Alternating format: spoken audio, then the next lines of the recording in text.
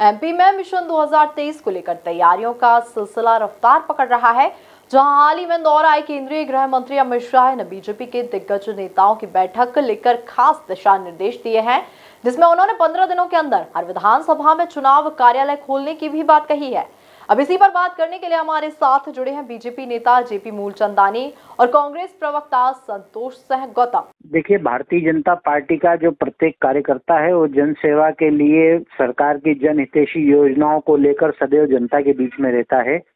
हम मध्य प्रदेश की बात करें तो यहाँ पे भारतीय जनता पार्टी के सभी नेता जनहितैषी योजनाओं को लेकर माननीय मुख्यमंत्री माननीय शिवराज सिंह चौहान जी ने जो भी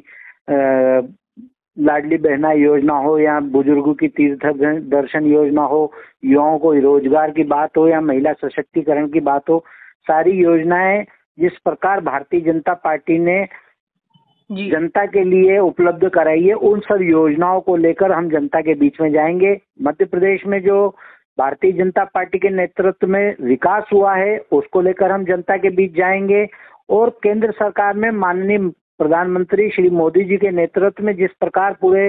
देश की साख विश्व में बढ़ी है, इसको किसी भी व्यक्ति द्वारा नकारा नहीं जा सकता, क्योंकि ये सब सत्य है और जो दिख रहा है। तो जिस प्रकार से भारतीय जनता पार्टी की सरकारें जहां जहां होती है वहां जन हितैषी योजनाएं किस प्रकार जनता की सेवा की भावना से पार्टी का कार्यकर्ता काम करता है, उन सब योजनाओं को लेकर और विकास की दिशा को लेकर, क्योंकि हमने देखा है कि किस प्रकार से जब कांग्रेस का राज था तो मिस्टर भंटा डाल की सरकार थी तो गड्ढों में सड़कों में गड्ढे, बिजली का अभाव और सारी की सारी समस्याएं, जिस प्रकार उस समय जो क्राइम का रेट बढ़ता था वो दृश्य भी मध्य प्रदेश की जनता ने देखा है।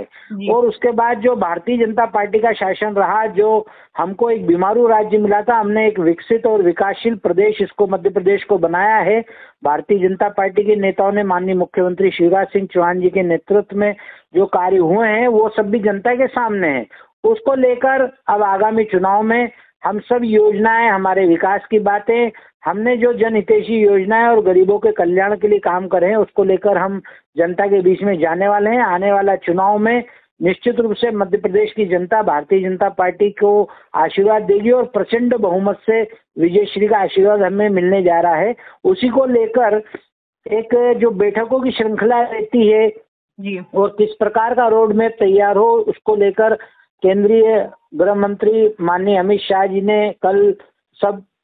कार्यकर्ताओं को संबोधित किया है, मार्गदर्शन दिया है और उसी मार्गदर्शन के आधार पर हम मध्य प्रदेश में